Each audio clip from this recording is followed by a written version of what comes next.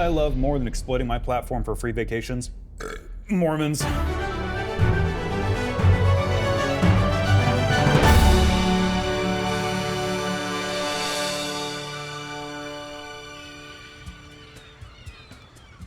The New Amsterdam, one of Holland America's newest and brightest ships. It's a city on water. It's the precipice of luxury. And the only thing that can make it better is if you stuffed it full of Latter-day Saints. And this past week, I got to experience just that thing. The Wavemakers 2025 cruise by Go and Do. This has been several months in the works, and this has been the craziest thing that's ever happened to me, and I am so excited to share this story. If you don't know me, my name is Jared. I'm an atheist, and I have a series here called Atheist Church Audit. Normally what I do is hopscotch around to different religious institutions, churches, wards, cathedrals, kingdom halls, and I give my kind of off-the-cuff take as an atheist. This time, however, there was no church, there was no ward, there was no temple. Instead, I got to spend a week on the open seas with my friends, the Latter-day Saints. So Go and Do Travel is a Latter-day Saint travel company, agency thing. They host a lot of travel things all over the world. So essentially what Go and Do has done is they have assembled the finest Mormon podcasters that the internet has to offer, put them on a boat, and let them set sail around the Pacific. The roster for said Mormon podcasters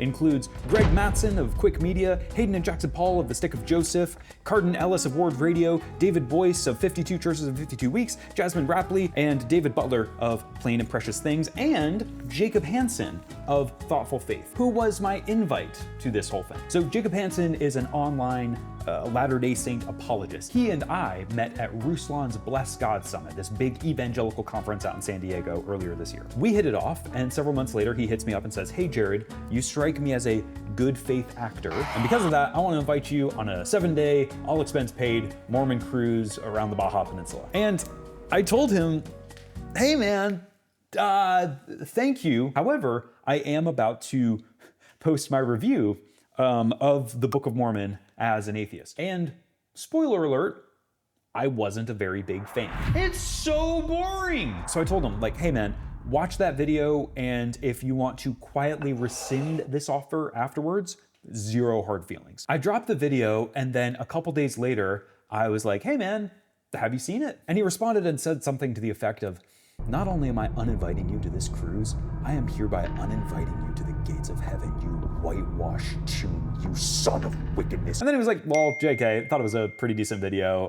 We'd love to still have you come." So I went, and I want to talk about all of that in a minute, but first I want to say a huge thank you to my Patreon supporters. Taking off a week of work even a year ago to do something like this would have been inconceivable, and the only reason that I'm able to do this, the only reason I'm able to go explore these various faith communities is because of the kind people who support me over on Patreon. So, with all that being said, how was it sailing the open seas, exploring the never-trodden lands with Latter-day Saints? It was pretty fantastic. What did you think I was gonna say? I'll have some more honest criticisms and feedback towards the end of this video, so don't leave. But I wanna kind of set the stage for how enjoyable this was. The flow of this cruise was that, you know, the mornings you have to yourself, the afternoons you do an excursion, you get off the boat, you explore one of these gorgeous cities in Mexico, and then in the evenings you have talks and lectures by this panel of apologists and podcasters. But the thing that really made this whole thing so beautiful and so wonderful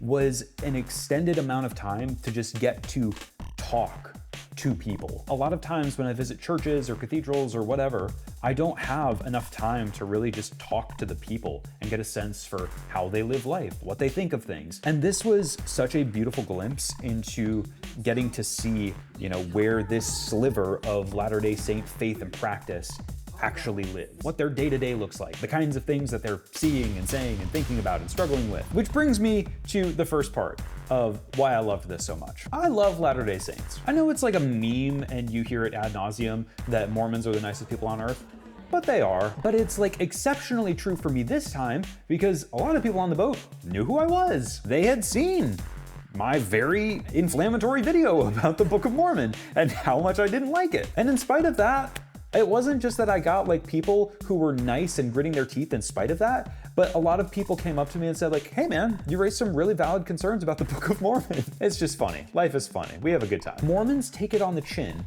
better than any religious group ever. I swear, like I'm going to convert just because of how nice and gracious my detractors are. Oh, which reminds me. So I needed a visual illustration for my feelings about this whole trip.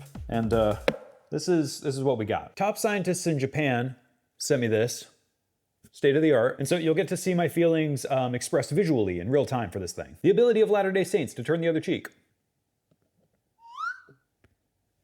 Well done. Something else that I need to mention is that this was kind of the perfect sales pitch to me, because it wasn't as though all 2,000 people on this boat were Latter-day Saints. Go and Do had rented a portion of the boat. They had sold a certain number of rooms. So it was about 10% of all of the people on board were part of the Wave Makers cruise. And so what that meant is that there were enough people there that I could really immerse myself in the conversation and get lost in these discussions. But then, on the flip of a dime, I could just go to the other side of the boat and be a little hellion. I didn't have anyone wagging a finger at me every time I ordered a mimosa. I still got to do all the smoking, drinking, and gambling I wanted. I think I lost a total of $2. I lost again. That's actually so real. I did this bit for the B-roll, for the gag. Don't gamble, it's stupid. So that's the setup for this whole thing. But come with me and let me show you a little bit of the scenery.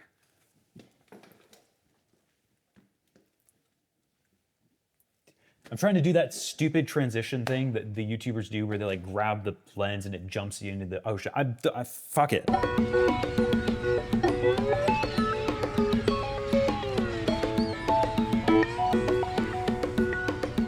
There is no better place to talk about theology and life and death and the Book of Mormon than on a boat looking at sea lions and whales and eating fresh fish tacos on the beach. But as we were coasting upon cerulean waters, I had a lot of thinking to do. One of the things that I was meditating on is, why would I get an invite like this? You know, let's kind of cut through the bullshit here.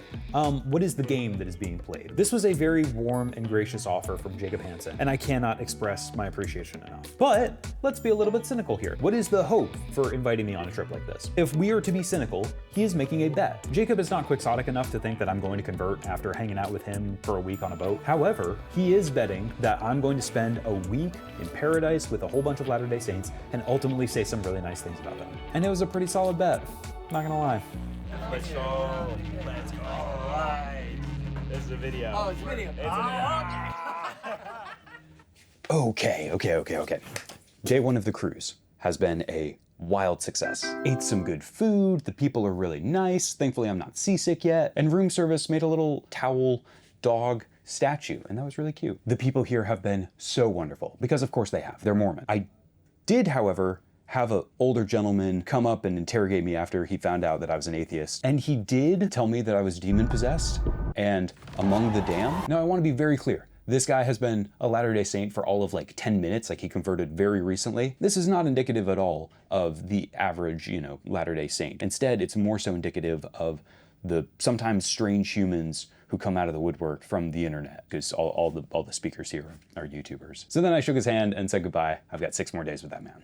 It is now day 2. We are about to disembark to Cabo San Lucas, if I'm saying that right. So I'm gonna throw on a swimsuit and try not to get assaulted by a dolphin, and I will report back later. There's no such thing. One of the questions that was in the back of my head is, what strand of Mormonism do these podcasters occupy? Because unlike some novel religious groups, the Mormons have at least a decent chunk of intellectual diversity. It's 16-ish million people, and a lot of different subcultures kind of evolve in there. And Mormonism as a whole right now is experiencing a plethora of changes. It's going through a total overhaul in a lot of ways. You got what the hell is it? Secret Lives of Mormon Wives or whatever. You've also got progressive Mormons who are fighting for progressive changes in the church. And then you have your very staunch conservative traditionalists. And I think where these podcasters land, these are kind of like the rough and tumble, cool new kids on the block who are trying to make Mormonism cool again. Now, before I say another word, I need to make this abundantly clear. Do I co-sign anything that these people say. Like we have agreements and then loads and loads and loads and loads and loads of disagreements. I shouldn't have to preface this by saying that I probably disagree and don't condone a lot of what these podcasters and YouTubers have said on their channels. Heliocentric, the guy that made this video, is a huge metalhead. I think metal is a really stupid derivative musical genre. I think that one of the things that's missing from religious discourse right now is the in-person part of it. And not just being in person, but being in person for the sole sake of hanging out, of getting to actually know the people that you're trying to have a discourse with. Because I could show you, a crappy highlight reel of something stupid someone has said, and you will get the impression that that is all that person is until you see them with their family, until you see them laughing with their kids, until you see them, crying late at night over worries and concerns about the crap that they're going through. And all of that needs to be accounted for. All of that needs to be seen. Again, going to reserve my criticisms for later, but I want to talk about some of the things that make Latter-day Saints uniquely wonderful among Christians. Mormons aren't Christians. We'll get there. Don't worry, we'll get there. Man, one of the things that's so wonderful about Latter-day Saints, at least here, I never had to apologize for being an atheist. Now, there were some people who knew who I was coming on the boat, but the majority of people didn't. And so I would introduce myself and they would ask me about which ward I go to or if I ever served a mission. And I would politely say, oh, no, I'm actually an atheist. And I didn't ever evoke a jump scare. I never had the pearl clutching or somebody gasp in horror. And man, dude, with evangelicals, it's so annoying. Like, I've been doing this for so long and like I have to hide the fact that I'm an atheist usually because evangelicals will like have a little conniption over it or they'll just panic and they don't know how to act around you. Oh, you're an atheist? Okay, yeah, no, I had a atheist friend in middle school. I thought about atheism once. No, it's fine. I'm just curious. Why are you an atheist? Why did your dad leave? Why would you be so stupid? But the stars, I consistently have to like placate them and say like, no, it's okay. I'm not here to wreck your faith. I'm not here to criticize you. I'm not here to debate. Whereas here, I would just tell them and they'd be like, oh, I gotcha. And then we would talk about the cruise, or they would ask me what my experience has been so far. They would ask me about my thoughts on the Church of Jesus Christ of Latter-day Saints. But their ability to just chill and not look at me like I'm a threat or like I'm going to stomp out their faith or bring trans kids into a bathroom or something. Like, it's just refreshing. Well done. Well done. Evangelicals the past, 10, 20 years have been taught and conditioned to be so combative with their faith and with faith discussions. Like they need to prepare for the tactics on how to 1-2 punch an atheist or, a person dealing with doubts. Conversely, here, I had such wonderful and vulnerable conversations with people. One of the podcasters leaned over to me and said, during one of the sessions, like the thing that the Catholics and the Orthodox say about the I am being the thing that grounds Yahweh as the grounds of being, that's actually fairly compelling. I talked with an interfaith chaplain about the importance of being there for people regardless of faith. And I even had one of the sisters who was, genuine enough to say that the prospect of Joseph Smith having multiple wives made her uncomfortable. And I get that it feels counterintuitive to say that vocalizing your doubts can be an effective means of evangelism, but it humanizes you, man. And when I come against some of these like hard-nosed, stubborn, intellectual apologist types who just double down and they can't give an inch, I'm just not persuaded by it in the slightest. Like if I'm being super candid, I'll meet people who are really squirmy about my atheism, and it just strikes me as like, you're just insecure in your faith, man. The people whose faith I admire most is the most settled and the most secure. Case in point, my friend Dallin, he's awesome, and he's starting a YouTube channel as of late. And he didn't ask me to pitch his channel, but I'm going to. Dallin is a devoted member of the Church of Jesus Christ of Latter-day Saints, and he's secure enough in his faith that he was able to upload a couple of cheeky videos, basically coaching Protestants and Catholics and Eastern Orthodox people on how to properly evangelize to Mormons. And he's not being an asshole in it, he's being sincere. And it's such a breath of fresh air, man. With all of that, I want to pivot for a sec and talk about one of the most enjoyable things that I had the pleasure of doing on the boat. And that was getting to meet David Boyce. David Boyce runs a channel called 52 Churches in 52 Weeks, and he is the OG church auditor. However, to the shock and dismay of everyone, he ended up becoming a Latter-day Saint. And I asked him a little bit about it. David, you are the OG church auditor. How did that journey start for you? There was a stretch of time where I was kind of like in that spiritual but not religious camp, wasn't really going anywhere. This idea of visiting different churches just seemed really interesting to me. Maybe I can find like a new church home. I've visited a few dozen churches at this point, and I don't see myself converting or reconverting anytime soon. You, at the end of this journey, have become a Latter-day Saint. Can you tell me about that journey? I would go to, all the big evangelical mega churches. I go to, the little tiny Protestant, type of churches, like a Christian Science church service where you had maybe 6 or 7 people, One of the interesting things that I took away after attending my first ward meeting with the Church of Jesus Christ of Latter-day Saints, it was just very different, but at the same point, like the congregation just had like a different spirit about it. Yeah. That I was really impressed. I had gone to all these other type of evangelical or the Protestant or the Orthodox or the Catholic churches. I was so used to having churches who would kind of like follow up with like marketing techniques or advertising to get you in. But with the Church of Jesus Christ of Latter-day Saints, like with the missionaries and with the congregation and with the community, like it was different in a way where it's like they were trying to form a relationship with me. Yeah. That I wasn't seeing at any other church. And that was almost like a precursor to how like Jesus Christ is trying to develop a relationship with you as well, a personal relationship. What do you think you found at the Church of Jesus Christ of Latter-day Saints that you haven't found at other churches? Peace.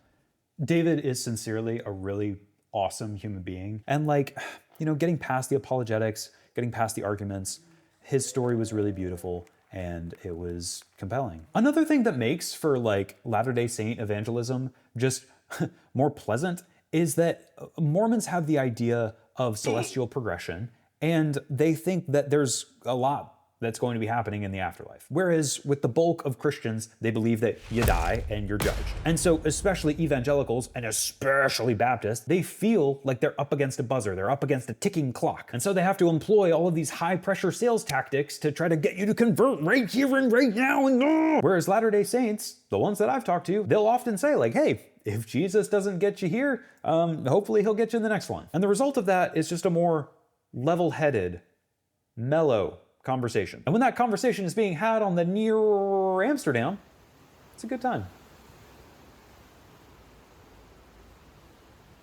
Very important update. Last night, the gentleman who said that I was demon-possessed approached me at the dinner table and apologized and said, hey, I should not have said that you were among the damned. I went back and watched a couple of your videos, and I can tell that you're doing the Lord's work. And it seemed to me like a really sincere apology. It's still troubling to me, the idea that he may have said that to somebody who wasn't making videos charitable to Christians, but all the same, wildly appreciated apology. So far, candidly, all of the sessions have been really interesting and really fascinating. It's a very fun blending of two worlds that I'm trying to be very involved in, YouTube and Mormonism. And getting to see those come together in this beautiful marriage has been very fun. Cabo yesterday was freaking amazing. That was a dream come true. Today we're going to La Paz. And I'm going to be so for real, I don't know where that is. I don't know where any of these places are. I've heard of them, but if you put a gun to my head and ask me to point them out on a map, I'd probably point to Australia, because I'm an idiot.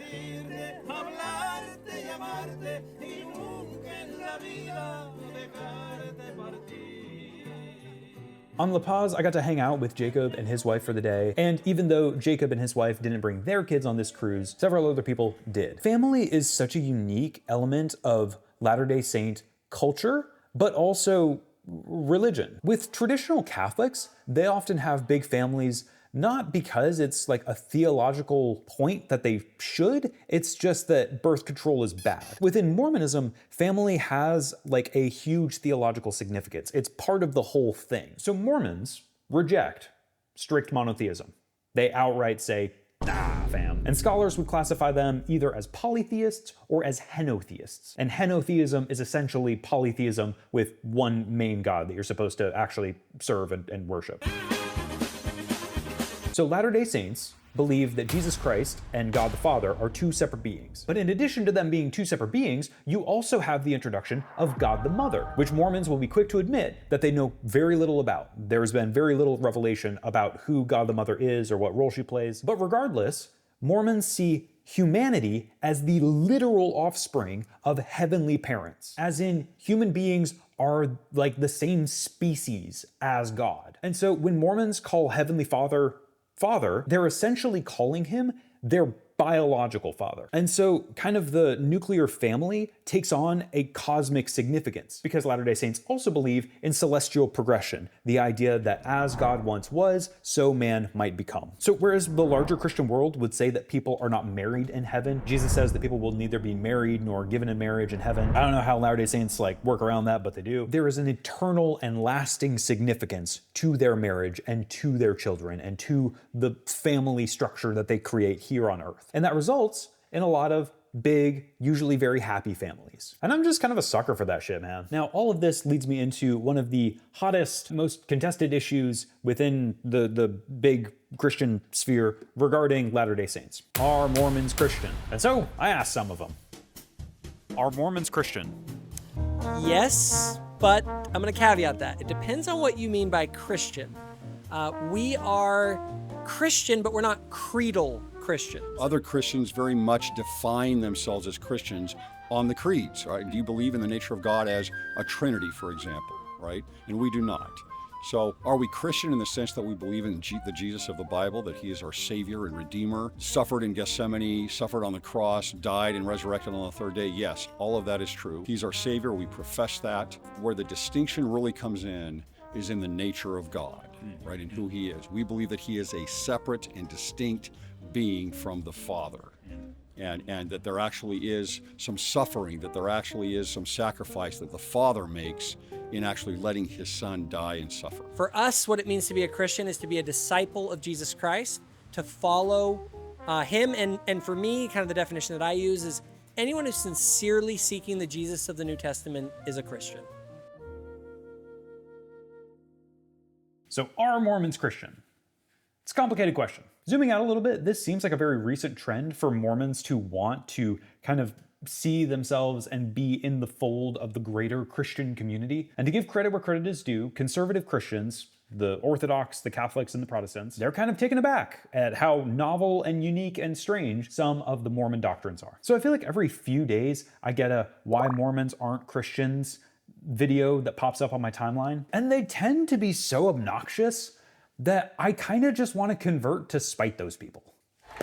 Now granted, Mormonism is a very unique strand of theology. It is notably wildly divergent from Nicene Christianity. Where they're often lacking in orthodoxy, they're often making up for it in orthopraxy. Orthodoxy means right belief, orthopraxy means right practice. When we docked at Loretto, the third excursion that we did, I went off and we chartered a little boat and saw some sea lions and went snorkeling and saw some clownfish. Jacob Hansen stayed behind because there was an 80-year-old widow aboard the ship and she was by herself, and he wanted to make sure that she had a good time getting to explore the town with him. So he basically, forewent his third and final day of paradise to help a sweet elderly widow hold onto his arm and explore the town together. And that deserves to be called out and commended. Also take, for instance, David Butler. After a Mormon ward was shot up by a deranged ex-Marine in Michigan, David Butler helped spearhead the charge to raise over $300,000 for the gunman's family, because the widow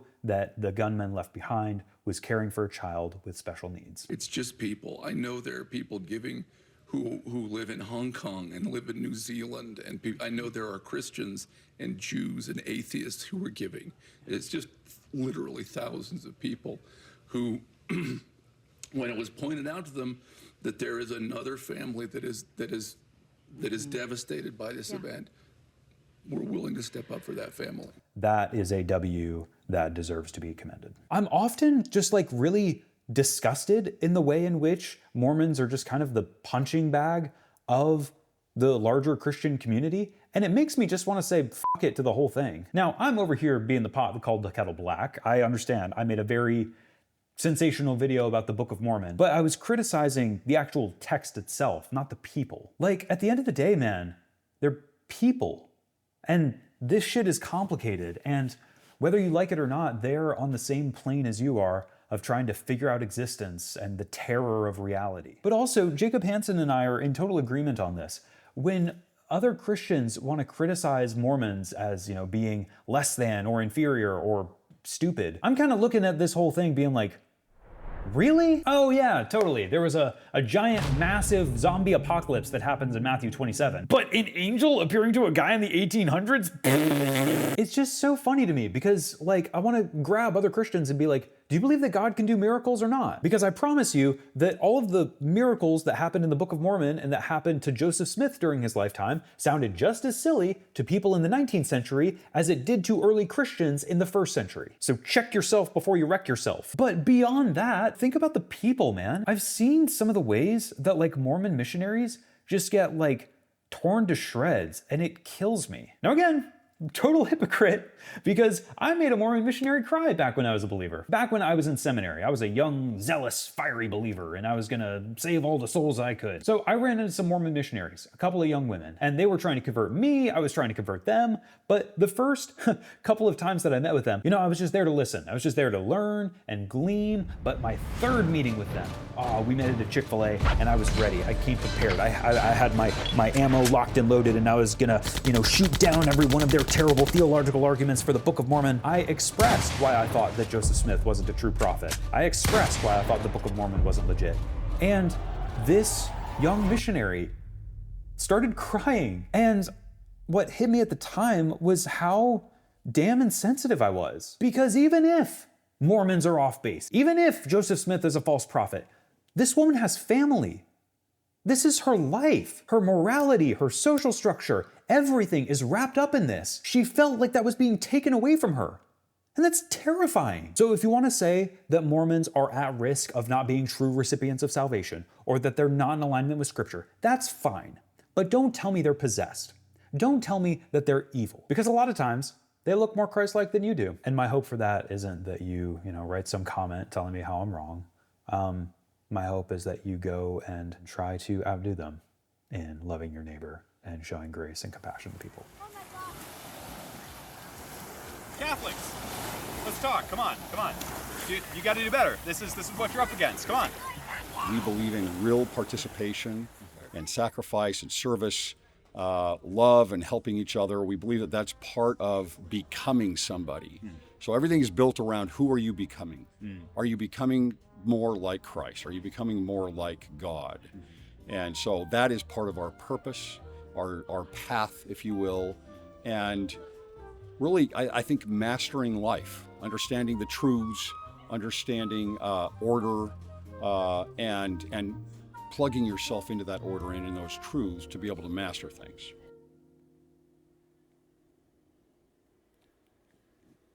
So, I have waxed poetic left and right about how wonderful this cruise was and how wonderful the Latter-day Saints are at large. But I do have to offer some very real and some very legit criticisms. One, I don't like it when preachers talk about woke. I'm sorry. Up yours, woke moralists. In some of the sessions in the evening, there's discussion about how evil wokeism is, and man, I just can't take it seriously. I feel like woke is to people over 65 what 6'7" is to people under the age of 6. Woke! Feminist! And the whole time I'm sitting there, most of the people who are on this cruise ship are above the age of 50. And what does it do if you convince everyone that wokeism is bad? You've galvanized them into being more conservative, which is fine, but they were already conservative. What are you gonna do about it, man? When I was at Wheaton College and I was actively becoming an atheist, you know what I traded my passion for Jesus for? Culture war. I traded my morning prayer sessions, my, intimate time with Jesus, for podcasters and YouTubers who told me about the evils of feminism and how, this woke mob was taking over. Feminism is cancer. Thank you very much. And that whole sphere of anti-SJW content became my off-ramp for Christianity. They gave me something else to be passionate about. And at best, I see the entire discussion about wokeism as being a distraction from real politics and what really matters right now. And at worst, I see it as a distraction from the gospel of Jesus Christ. I'm not saying don't be conservative. I'm not saying don't have traditional values, but I am saying that this hyper-emphasis on what feminists are doing or what queer people are doing feels like a distraction and a deterrent from focusing on Christ. That is not at all to question the sincerity of the people or even the speakers there, but ask yourself, has it made you love Jesus more? Has it made you love your neighbor more? Beyond that, man, Mormons are such wonderful people, but the only time that I feel like I see their teeth are when ex-Mormons or anti-Mormons are brought up. Now, I get it. Like a lot of the big anti-Mormon channels that are blowing up on YouTube right now, sometimes they are disclosing family secrets, and it feels very violating to, publicly display something that is holy. And I also understand the need to correct the record when genuine misinformation is put out there. But it often feels like earnest believers or earnest ex-believers who are trying to raise sincere concerns about the structure of the church are sometimes really heavily criticized to the point of feeling villainized. And one of the recurring themes that I hear from ex-Mormons is that I, as an atheist, am treated substantially better than ex-Mormons. And I would love to see that compassion and that grace extended to the members of the ex community. Thank you guys for an awesome week. Kind of last getting to be your guest of dishonor. How do we exhibit grace and compassion to ex-Mormons and anti-Mormons? Ooh, we don't. I think we always have to remember, first and foremost, what Jesus taught about his enemies. You love your enemies. Now that doesn't mean that we don't contend with them. I mean, that's what Christ did. But as the Book of Mormon teaches, the spirit of contention is of the devil. I would say that we need to avoid the spirit of contention. We need to remember that they're children of God. We need to do all that we can to love them. And we also need to defend the faith. And all of those, it's a complicated thing. It's a tough thing. My advice is not to fight with them. It's actually to listen to them. It's actually to take time to understand their point of view. And to help them to feel loved. Because that will do more to influence them in a positive direction. But if nothing else, you're going to maximize the relationship. And that's a win in and of itself. If I can show my cards a little bit, man, this cruise was wonderful. Like, no ifs, ands, or buts about it. But there was some degree to which it was difficult. There's a little bit of cognitive dissonance there where I'm meeting these people and I'm meeting their families and they're wonderful and they're kind and they're gracious. And at the same time, I'm holding in the back of my mind that they are a part of an institution that I largely disagree with, that I have some very real questions for. And I'm trying to balance all of this out. How do I criticize an institution and an organization that I disagree with and that I have, real probing questions for?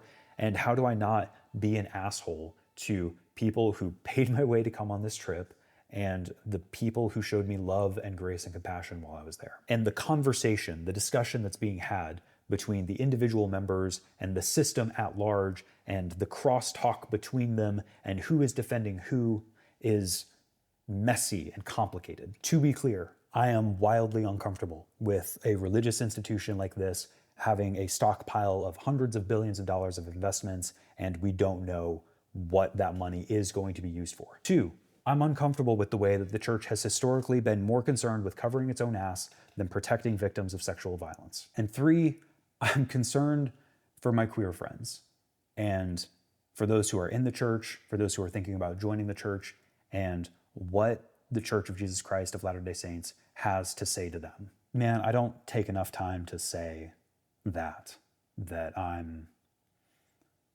wildly concerned for what these conservative religions have to say to my gay friends. And I don't want them to live hating a part of themselves that I believe deserves to be celebrated. This whole thing is messy and chaotic, and ultimately, I'm honored to just be a fly on the wall for this whole thing. To get to hear how some people are coming to the church and finding peace and spiritual fulfillment sincerely makes me excited. Looking at some of the pitfalls and the shortcomings of the Church of Jesus Christ of Latter-day Saints has been difficult to stomach, yet hoping for reform and change in the coming years has been exciting and relieving. Also, I'm just gonna say it. I feel like some people need to apologize to my boy Nemo. He shouldn't have been excommunicated, and he's gotten a lot of hate online that I don't think he deserves. So I had an overall pretty amazing time. However, my room didn't have any windows.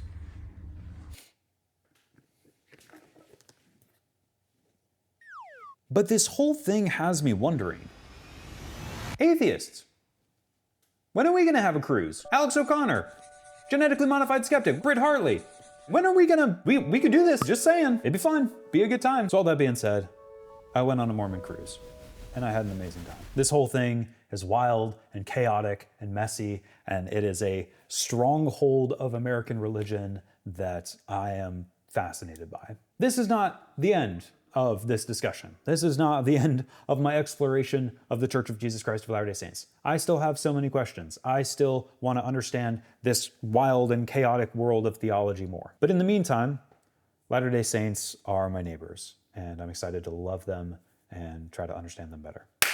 With all that being said, ladies and gentlemen, my name is Jared. I'm an atheist.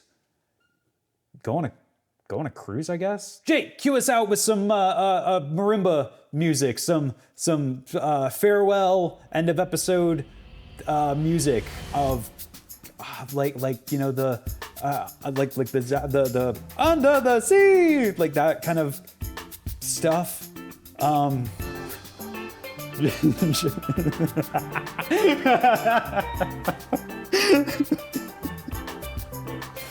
Yeah, just keep the credits rolling. Looking hard. Sick. Super cool. Oh God. It's not past my bedtime, but I'm still jet lagged. Oh, also, like jet lag. So,